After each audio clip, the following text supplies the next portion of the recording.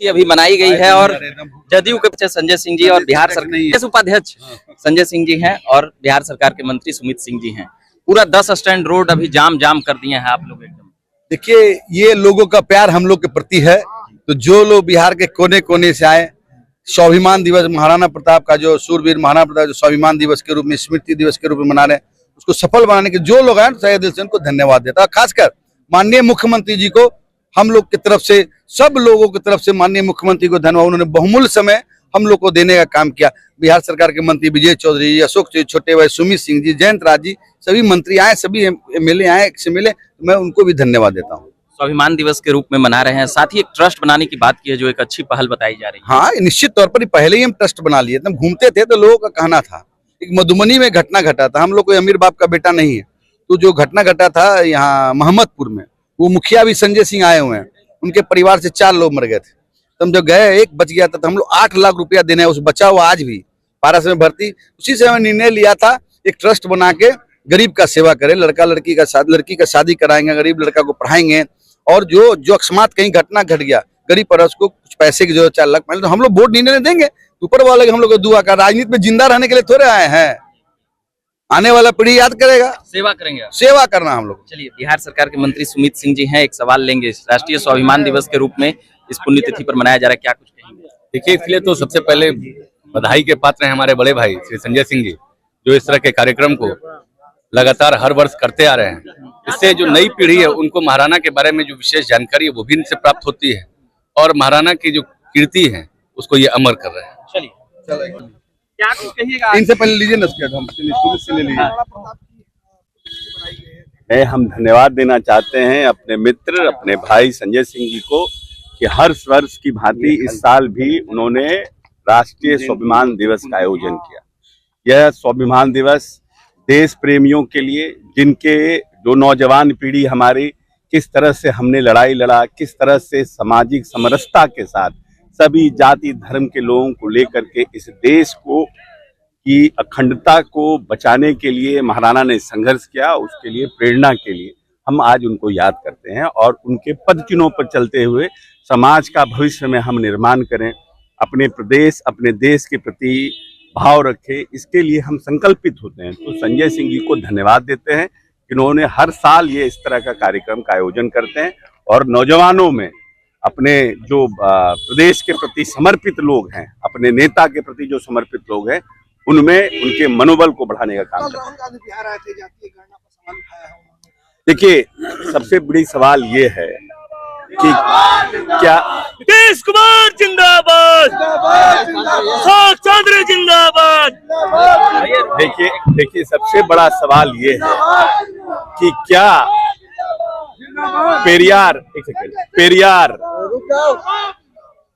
पेरियार यानी जैल सिंह और कर्पूरी ठाकुर ने ये बात कही थी।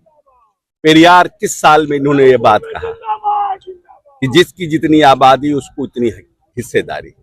लेकिन अब तक कांग्रेस का राज्य रहा, कांग्रेस ने कभी जातीय गणना के ऊपर कभी भी आवाज उठाया, कभी किसी नेता ने।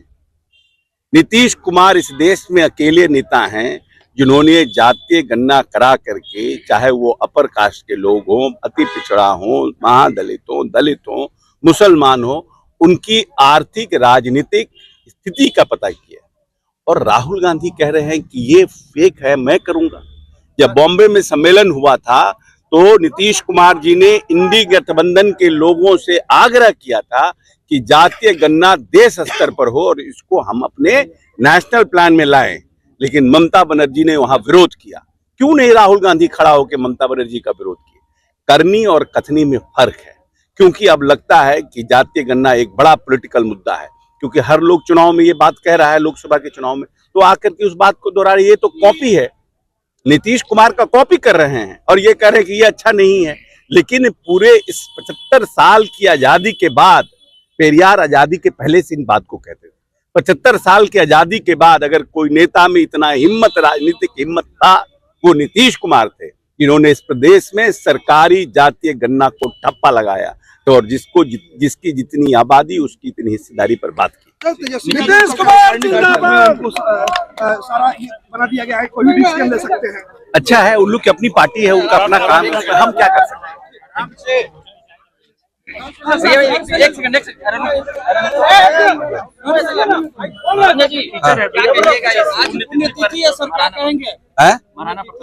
तो हम 2019 से मना रहे हैं, सूरवीर महाराणा प्रताप का 19 से मना रहे, इस बार भी मनाए। असल में बड़ा जगह में करना था, लेकिन मुख्यमंत्री का प्रगति यात्रा के कारण हम लोग छुटे ही किए। लेकिन एक बात जान जी, सारा रोड जाम है, सारे लोग पूरे बिहार से लोग आए और माननीय मुख्यमंत्री जी को हम धन्यवाद देते हैं।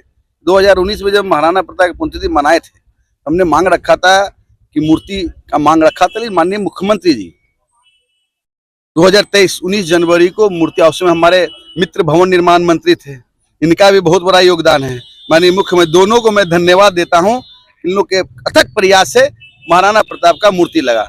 आजादी के बाद बहुत मुख्यमंत्री बिहार में बने, लेकिन किसी ने महाराणा प्रताप के प्रति कोई सुध नहीं लिया। लेकिन माननीय मुख्यमंत्री जी को मैं तहे दिल से धन्यवाद देता हूँ। आज जो पुण्यतिथि, जो 428वां पुण्यतिथि है महाराणा प्रताप का, महाराणा प्रताप किसी जाति धर्म के नहीं थे, उनके साथ भिल भी था, आदिवासी भी था, अल्पसंख्यक भी था, वैश्य भी था, पिछड़ा भी था, पिछड़ा भी था। उसी तरह महाराणा प्रताप सभी जाति धर्म को लेकर चलते थे। उसी तरह हमारा नेता नीतीश बाबू सभी जाति धर्म को लेकर चलते हैं। और सभी लोग जो बिहार के कोने कोने से लोग हैं, उनको धन्यवाद देते हैं।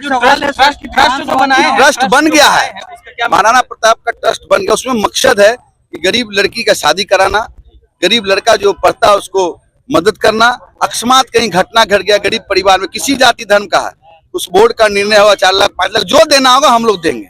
एक सवाल है सर, विधानसभा चुनाव नजदीक है, ऐसे में आपने पिछले दिनों ये कहा कि बाढ़ से हम चुनाव लड़ेंगे। वो यार शीर्ष नेतृत्व तय करेगा। कुछ कहेंगे तो वही बोलिए, पर क्या कहेंगे महाराणा? सबसे पहले मैं अपने बड़े भाई श्री संजय सिंह जी को धन्यवाद देना चाहूंगा कि महाराणा प्रताप जी के कृतियों को ये आज के युवाओं के बीच में लाकर उनको उनकी जानकारी दे रहे हैं, और इनके माध्यम से आज युवा भी इन सब कार्यों से जुड़ रहे हैं। कि महाराणा के कार्यकलाप जो रहे हैं वो इतिहास के पन्नों में स्वर्णाक्षर दर्ज करने वाले रहे हैं। इसलिए मैं बड़े भाई को धन्यवाद देता हूं कि उनकी पुण्यतिथि के अवसर पर हर वर्ष की भांति इस वर्ष भी इन्होंने ये कार्यक्रम आयोजित किया है। ये अलग बात है कि जगह थोड़ी छोटी पड़ गई, लेकिन अगले वर्ष से ये कार्यक्रम बृहद तौर पे किया जाएगा। तो ये बात कर रहे थे जो अभी संजय सिंह जी अभी यहाँ पर भव्य कार्यक्रम किए हैं महाराणा प्रताप की पुण्यतिथि पर, और साथ ही सुमित सिंह बोल रहे थे और अशोक चौधरी भी क्या कुछ कह रहे थे, राजनीतिक सवाल भी हुआ। इन तमाम बातों को लेकर हम अभी बात कर रहे थे। बाकी आप बने रहिए झकास भारत पर। मेरा नाम रविकांत हुआ, कैमरे के पीछे शैलेंद्र जी हैं। धन्यवाद।